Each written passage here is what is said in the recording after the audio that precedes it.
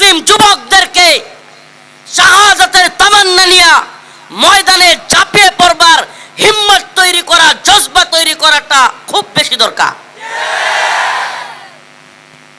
মুমিনের তামান্না হবে শাহাদাত। এই দুনিয়ায় গোলামি করে বাঁচতে চাই না। এই দুনিয়ায় ভারতের গোলামি করে বাঁচতে আসি, ইসরায়েলের গোলামি করে বাঁচতে আসি। যতদিন বাঁচবো গোলামি করব কার? যতদিন থাকবো গোলামি করব কার? এই কনসেপ্ট ঢুকায়া দেওয়া, এই মানসিকতা ঢুকায়া দেওয়া। আজ এই কথাগুলো অনেক বেশি জরুরি হয়ে পড়েছে। কেন? ওয়াহদাহু লা শারীকা লাহু আম্মা বা'দু ফাআউযু বিল্লাহি মিনাশ শাইতানির রাজীম। বিসমিল্লাহির রহমানির রহিম। ইয়া আইয়ুহাল্লাযীনা আমানু ইসতাঈনু বিস-সাবরি ওয়াস-সালাহ ইন্নাল্লাহা মা'আস-সাবিরিন। ولا تقولوا لمن يقتل في سبيل الله أموات بل أحياء ولكن لا تشعرون صدق الله مولانا العظيم وصدق رسوله النبي الكريم والحمد لله رب العالمين। আমি আপনাদের সামনে সবর, নামাজ এবং শাহাদাতের মর্যাদা এই বিষয়গুলো নিয়ে কথা বলার চেষ্টা করব ইনশাআল্লাহ। সবর, নামাজ, শাহাদাতের মর্যাদা। চট্টগ্রামে কিছুদিন আগেই হিন্দুত্ববাদী ইসকন আমাদের এক ভাই সাইফুল ইসলাম আলিফ তাকে শহীদ করেছে। আমরা সেটাই ধারণা করি। আল্লাহ পাক তার শাহাদাতকে কবুল করুন, বলেন আমিন। এই হিন্দুত্ববাদী ইসকন আমাদের যে ভাইকে শহীদ করেছে, শাহাদাতের আগের পরিস্থিতি কেমন ছিল আমরা যদি একটু লক্ষ্য করি। ইসকন নেতা চিন্ময় দাসকে যখন গ্রেফতার করা হয়, চট্টগ্রামে হাজার হাজার ইসকনের লোকেরা চিন্ময়ের প্রিজন ভ্যান আটকে দিচ্ছিল, মিছিল করতেছিল। চিন্ময়কে মুক্তি না দিলে পরিস্থিতি আরো খারাপ হবে, হুমকি দমকি দিচ্ছিল। পুলিশের উপর চট্টগ্রামে হামলা হয়েছে, সেনাবাহিনীর উপরও ইসকন হামলা করেছে। এগুলো আমরা দেখেছি দূরে থেকে, আপনারা তো কাছ থেকে দেখেছেন। শেষমেশ আমাদের এক ভাইকে দিনে দুপুরে আদালত প্রাঙ্গণে কুপিয়ে এই হিন্দুত্ববাদী ইসকন শহীদ করেছে। আমি ওই দিন এক ফেসবুক পোস্টে বলেছিলাম যে আমাদের সাইফুল ইসলাম আলিফ ভাইয়ের শাহাদাত বৃথা যাবে না। আলহামদুলিল্লাহ, সাইফুল ইসলাম আলিফ ভাইয়ের শাহাদাত বৃথা যায় নাই। সারা বাংলাদেশে ইতিহাস তৈরি হয়েছে। ভারতের বিরুদ্ধে কখনো বাংলাদেশে সাইফুল ইসলাম আলিফ ভাইয়ের শাহাদাতের আগে এমন ঐক্যবদ্ধ পুরা জাতিকে ভারতের বিরুদ্ধে কথা বলতে কখনোই দেখা যায়নি। এমনকি আমরা দেখলাম, আমরা লক্ষ্য করলাম, চট্টগ্রামের বীর চট্টলার মুজাহিদরা, মুসলিমরা যখন গর্জে উঠল, রাতের অন্ধকারে সেনাবাহিনীও যখন কিছু সাইজ করলো, আলহামদুলিল্লাহ 2 দিন পরে শুনি এখন ইসকনের নেতার চিন্ময়ের কোনো উকিল খুঁজে পাওয়া যাচ্ছে না।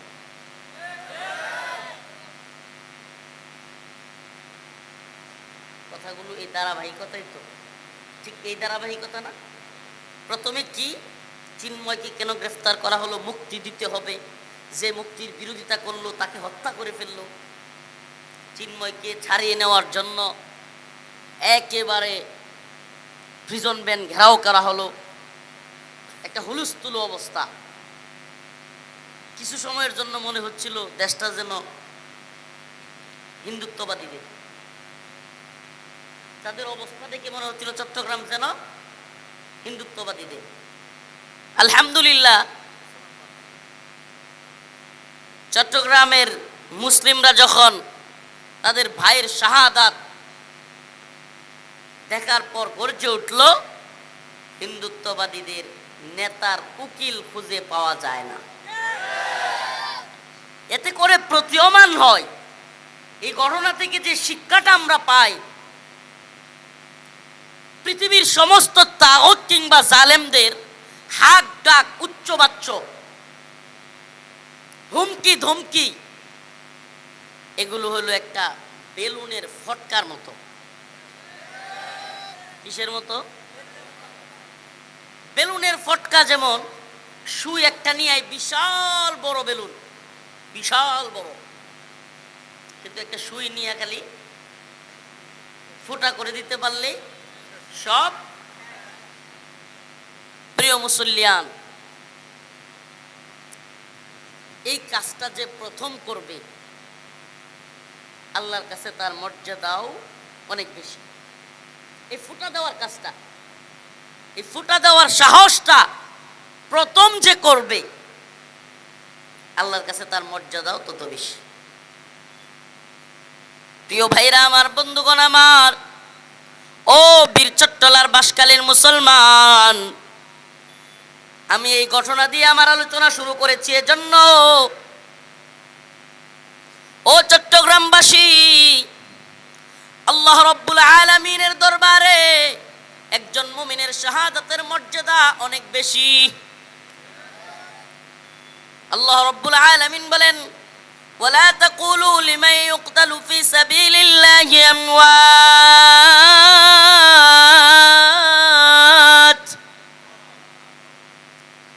বাল আহইয়াউ ওয়ালাকিন লা তাশউরুন। আল্লাহ রাব্বুল আলামিন বলেন, দ্বীনের পথে যারা জীবন দেয়, দ্বীনের পথে যারা জীবন দেয়, তোমরা তাদেরকে মৃত বলিও না।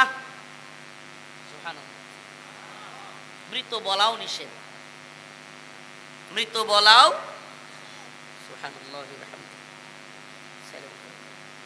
মৃত বলাও নিষেধ। চট্টগ্রামের আলেমদেরকে আন্তরিকভাবে মোবারকবাদ যে আমাদের ভাই সাইফুল ইসলাম আলিফকে গোসল চারায় তার যেই কাপড়ে রক্ত লেগেছিল সেই কাপড়ে তাকে জানাজা পড়ানো হয়েছে। আলহামদুলিল্লাহ। হাদিসের মধ্যে আসছে, আল্লাহ পাক যে কোরআনে বললেন, ওয়ালা তাকুলু লিমান ইউকতালু ফি সাবিলিল্লাহি আমওয়াত বাল আহইয়া। আল্লাহ পাক যে বললেন যে তোমরা তাকে মৃত বলিও না, তাহলে কি বলবো? আল্লাহ বলেন বাল আহইয়া, বরং সে জীবিত। ওয়ালাকিন লা তাশউরুন, তোমরা সেটা অনুধাবন করো না। তোমরা কি করো না? অনুধাবন করো না। এটা আল্লাহ আমাদেরকে বলতেছেন যে যারা মনে করে মৃত তারা সেটা বুঝে না, কিন্তু বাল আহইয়া, এই দুনিয়াদাররা এই দুনিয়ায় দ্বীনের জন্য যারা জীবন দেয় তাদেরকে দুনিয়াবাসী মনে করে মারা গেছে, কিন্তু আসলে তারা মরে না। কেমনে জীবিত? হাদিসে পাকের মধ্যে আসছে, রাসূলুল্লাহ সাল্লাল্লাহু আলাইহি ওয়াসাল্লাম বলেন, যেই ব্যক্তি দ্বীনের জন্য মৃত্যুবরণ করলো, দ্বীনের জন্য জীবন দিল, আল্লাহ রাব্বুল আলামিন তার আত্মাটাকে এই দুনিয়া থেকে তার আত্মাটাকে বের করে জান্নাতের একটা সবুজ পাখির মধ্যে ঢুকায়া দেন।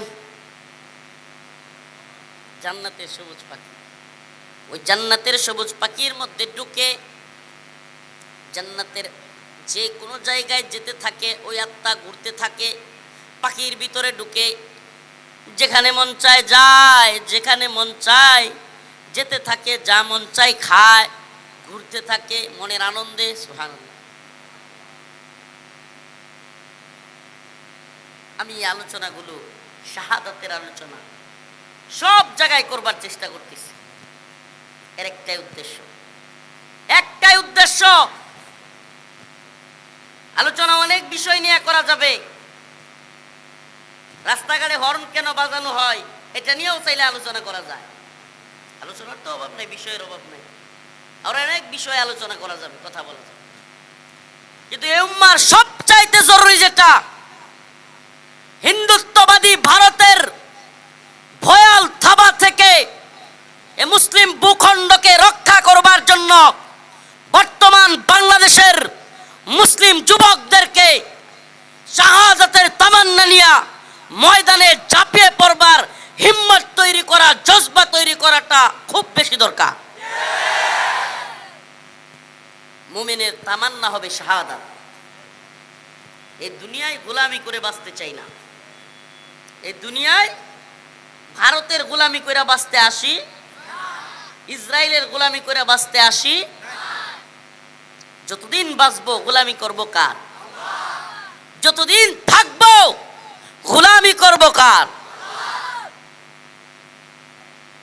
এই কনসেপ্ট ঢুকায়া দেওয়া, এই মানসিকতা ঢুকায়া দেওয়া। আজ এই কথাগুলো অনেক বেশি জরুরি হয়ে পড়েছে। কেন? আলোচনা তো বিভিন্ন বিষয়ে করা যেত, কিন্তু জরুরি হয়ে পড়েছে এই জন্য। প্রিয় মুসলিম উম্মাহ, আজ ইহুদিরা গ্রেট ইসরায়েল তৈরি করার নীল নকশা করতেছে। আমরা জানি না, খবরই রাখি না। গ্রেট ইসরায়েল কি? লিইয়ুযহিরাহু আলাদ দীনি কুল্লি, তিনি ইসলামকে সমস্ত দিন, সমস্ত তন্ত্র মন্ত্র, সমস্ত মতবাদের উপরে, লিইয়ুযহিরাহু আলাদ দীনি কুল্লি, তিনি এই দিনকে বিজয়ী করবেন। ওয়ালাউ কারিহাল মুশরিকুন, যদিও মুশরিকরা তা অপছন্দ করে। মুশরিকরা কি করে? আল্লাহ নিজে বলতেছেন মুশরিকরা তা অপছন্দ করে। মুশরিকরা পছন্দ করে গ্রেট ইসরায়েল, মুশরিকরা পছন্দ করে অখণ্ড ভারত। কিন্তু আমরা কি অখণ্ড ভারত পছন্দ করি? কবির ভাষায় বলতে চাই, আসসিনু লানা ওয়াল আরাবু লানা ওয়াল হিন্দু লানা ওয়াল কুল্লু লানা। ওই চীন আমাদের, ভারত আমাদের, আরব আমাদের, রাশিয়া আমাদের, আমেরিকা আমাদের। আমরা শাসিত হওয়ার জন্য এই পৃথিবীতে আসি নাই, আমরা শাসন করবার জন্য এসেছি। আমরা কি শাসিত, অন্যের শাসনের অধীনস্থ হওয়ার জন্য এই পৃথিবীতে আসছি? নাকি মুসলমানদেরকে আল্লাহ পাঠাইছেন খলিফা হিসেবে, তারাই পৃথিবী শাসন করবে? হায় আফসোস, এখন মুসলমান দেশের প্রধানমন্ত্রীগুলো হয়ে গেছে গা খ্রিস্টান, ইহুদি, মুশরিকদের দালাল, বাটপার। কেউ ভারতের দালাল, কেউ আমেরিকার দালাল, কেউ চীনের দালাল। স্বাধীন স্বকীয়তা সম্পন্ন মুসলিম শাসক নাই বললেই চলে। যাও একটা আফগানে হইছে আলহামদুলিল্লাহ। এখন আমেরিকা শয়তানের দল নিজেদের নাকে খত দিয়া তো বিদায় হয়েছে, সাইরা দেমা কান্দাবাসী 2001 সালে গরম গরম ভাব দেখায়া আফগানিস্তানে আসছে। জর্জ ডব্লিউ বুশ মাটির সাথে আফগানকে মিশাইয়া দিব, এই করব সেই করব, বড় বড় কথা বইলা।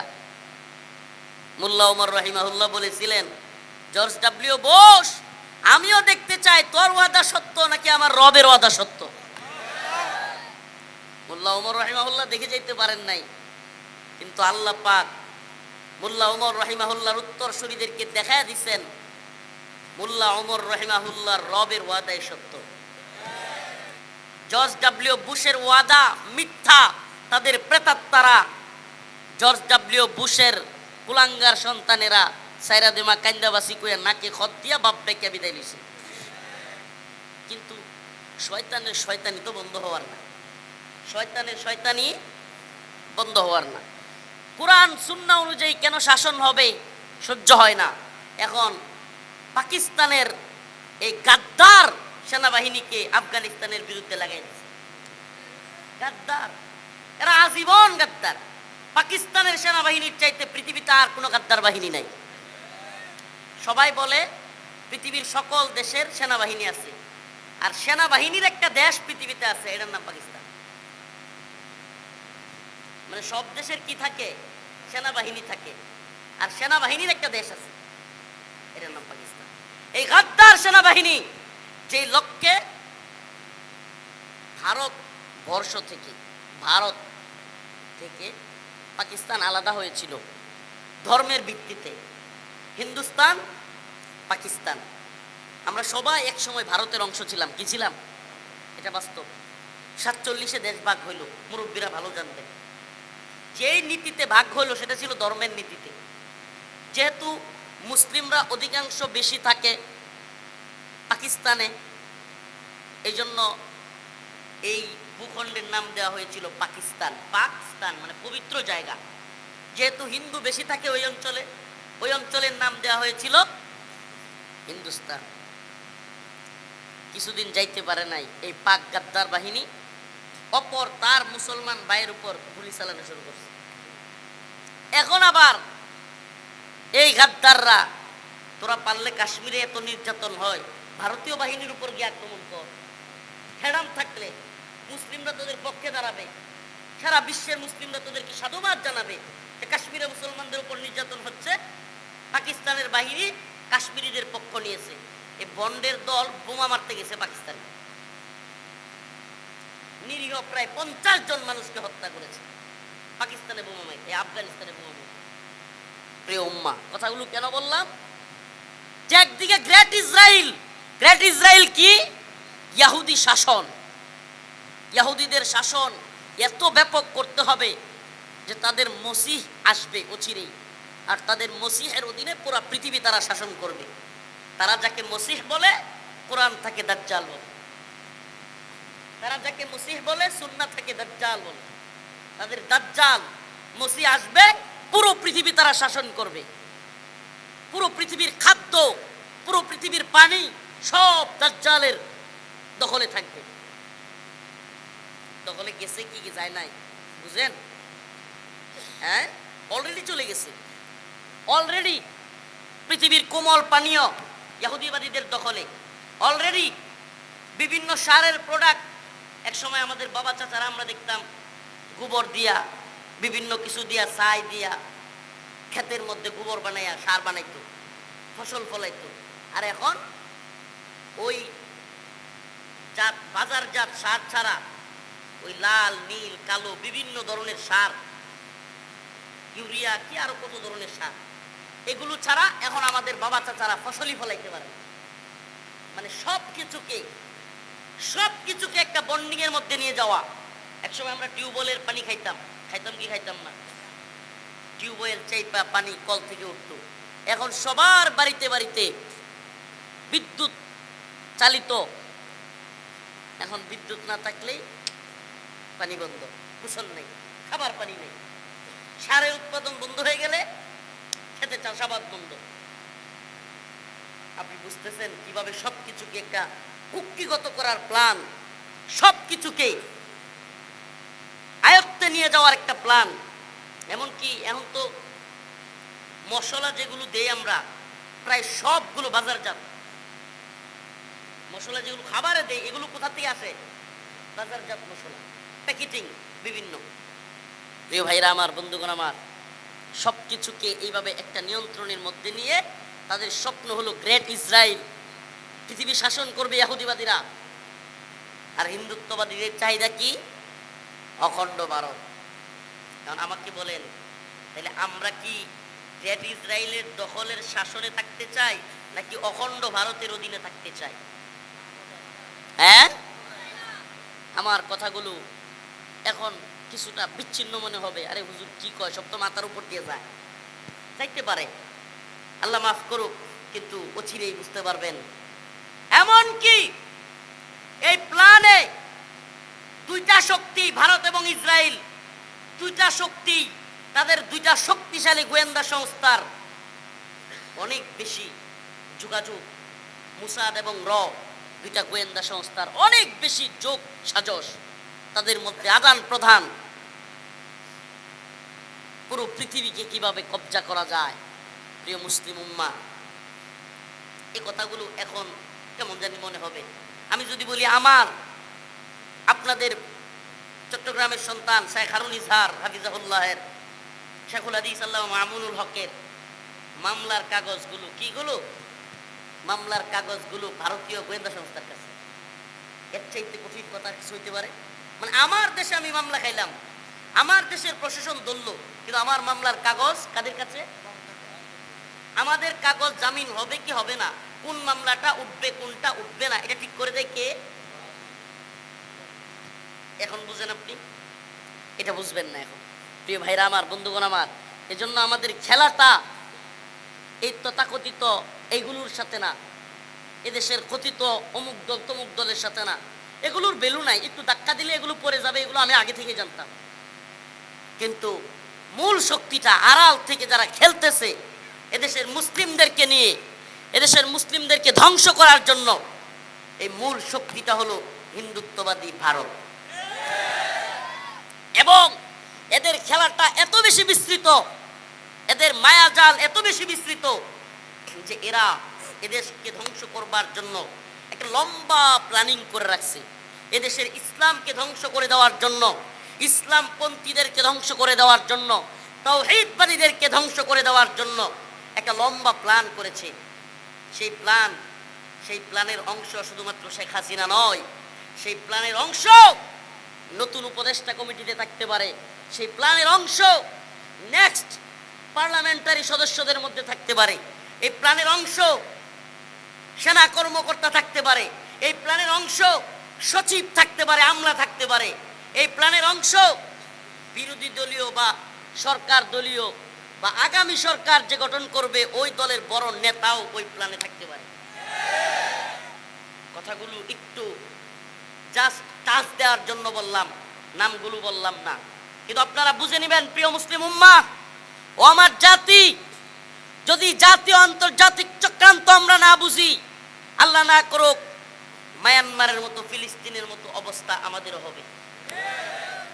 এই চট্টলার মুসলমান, আপনাদের কাছে প্রশ্ন করতে চাই, চট্টগ্রাম কি হিন্দুদের? তাইলে দিনে দুপুরে আমার ভাইকে কিভাবে কুপিয়ে হত্যা করতে পারলো, এই সাহস থেকে পাইল? আমি নিজে জানি, আমি নিজে পোস্ট করেছি। আমি আসতে চাইছিলাম, শেখ হারুন ইজহার ভাই ধারণ করেছে, নাহলে আমি আসতাম। নব মুসলিম একটা মেয়ে ইসলাম কবুল করেছে, সে তার ধর্মে থাকতে চায়, ইসলামের থাকতে চায়, তাকে জোর করে আদালত চত্বর থেকে, চট্টগ্রাম আদালত চত্বর থেকে নিয়ে যাচ্ছিল হিন্দুত্ববাদীরা। এগুলো আপনারা জানার কথা। সচেতনতা খুব জরুরি। আপনারা সবচাইতে রেড জোনে আছেন, বন্দুকের নলার মধ্যে আছেন। আপনারাও যদি সচেতন না হন তাইলে আর সচেতন হবে কি? আপনারা যদি সচেতন না হন, সচেতনতা থাকবে কি? প্রিয় ভাইরা আমার, বন্ধুগণ আমার, এজন্য আয়াতে কারিমা যেটা তিলাওয়াত করলাম, এই দুনিয়া কিছু না, শাহাদাতের তামান্না নিয়ে তৈরি থাকতে হবে। পৃথিবীর ইতিহাস পাল্টে দেওয়ার জন্য লক্ষ লক্ষ মর্দে মুজাহিদ দরকার নাই। আল্লাহ রাসূল সাল্লাল্লাহু আলাইহি ওয়াসাল্লাম বলেছেন, আমার উম্মত যদি 12,000 হয়, কয় হাজার? 12,000-এর বাহিনী যদি আমার উম্মতের মর্দে মুজাহিদ হয়, পৃথিবীর কোনো সুপার পাওয়ার নাই আমার উম্মতের 12,000 মুজাহিদকে হারায় দেয়। বদরের যুদ্ধে ইতিহাস পড়লে দেখবেন মাত্র 312-13 জন। আফগানের ইতিহাস পড়লে সুবহানাল্লাহ, বদর তো অনেক আগে, এই কাছাকাছি সময়ের আফগানের ইতিহাস পড়লে কি দেখবেন? সুবহানাল্লাহ, আফগান জিহাদের ঘটনা পড়লে সুবহানাল্লাহ, শেষমেশ যুদ্ধটা গিয়া মানে আক্রমণ এত বেশি হয়েছে, শেষমেশ মুজাহিদরা একটা পাহাড়ের ভিতরে শুধু ছিল, আর কোনো জায়গায় নেই। একটা পাহাড়, পাহাড়টার নাম তুরাবুরা। পাহাড়টার নাম কি? এই তুরাবুরা পাহাড়ের ভিতরে শুধু মুজাহিদরা ছিল।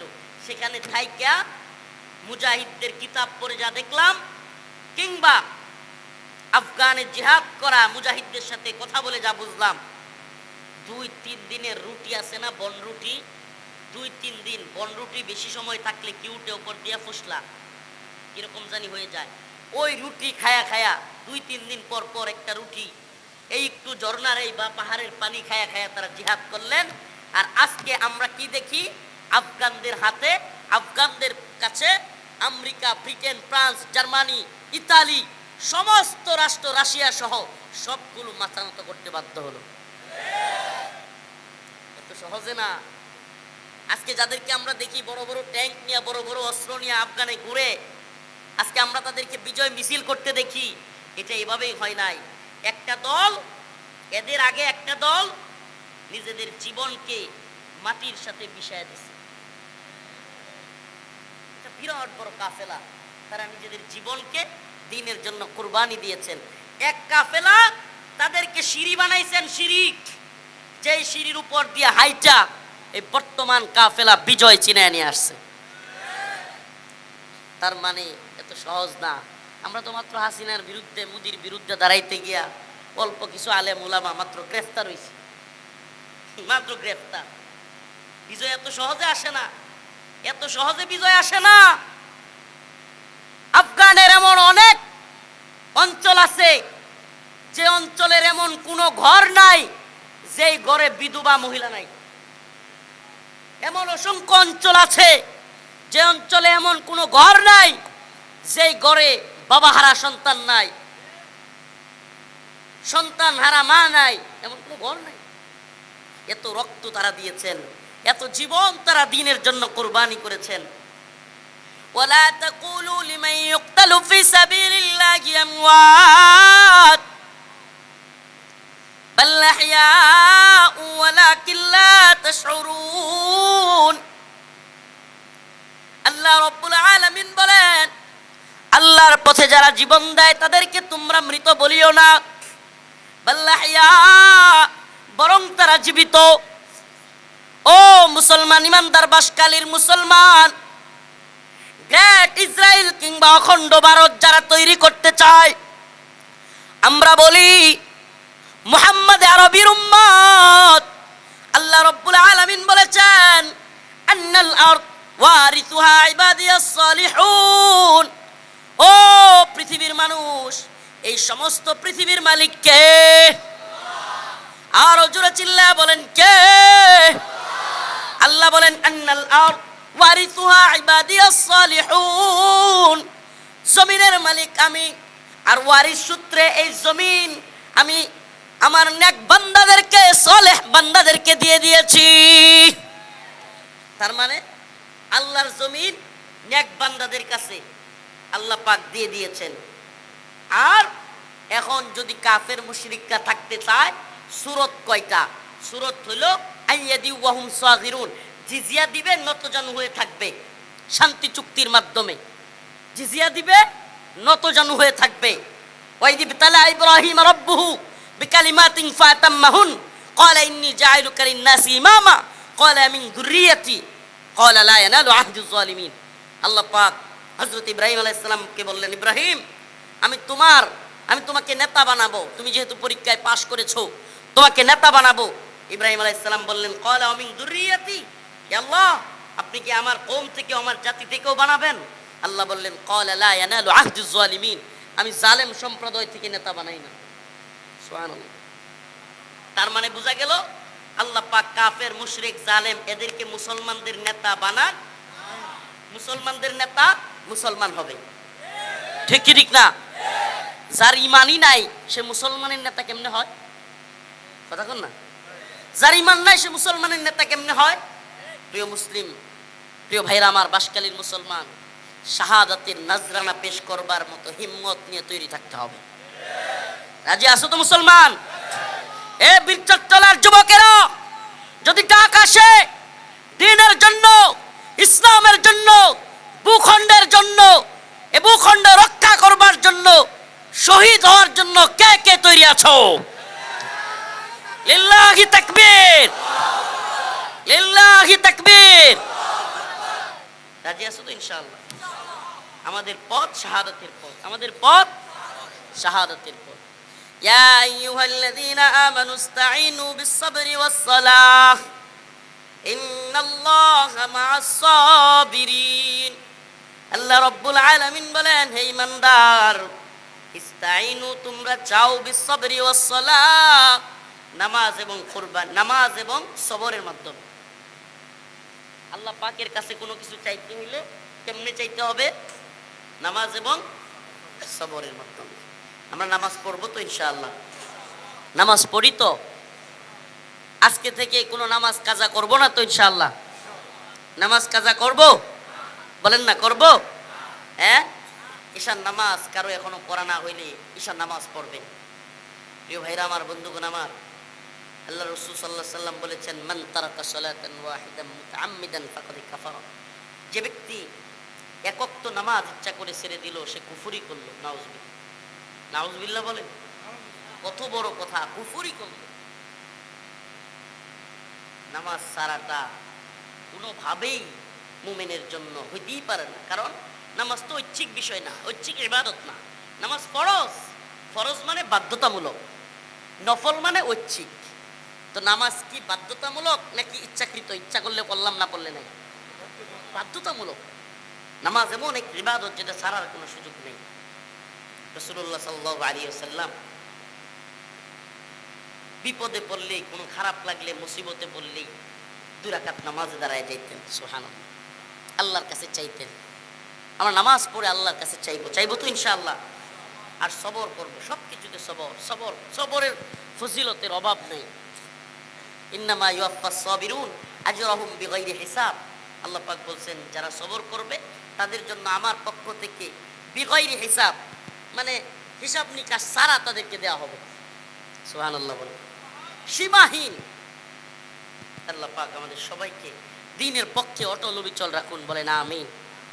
হিন্দুত্ববাদী ভারত যদি দেশ দখল করতে আসে, তাইলে চট্টগ্রাম থেকে সব পালায় যাবেন নাকি প্রতিরোধ গড়ে তুলবেন? গড়ে তুলবেন তো ইনশাআল্লাহ। নাসরুম মিনাল্লাহ ওয়া ফাতহুন করিব।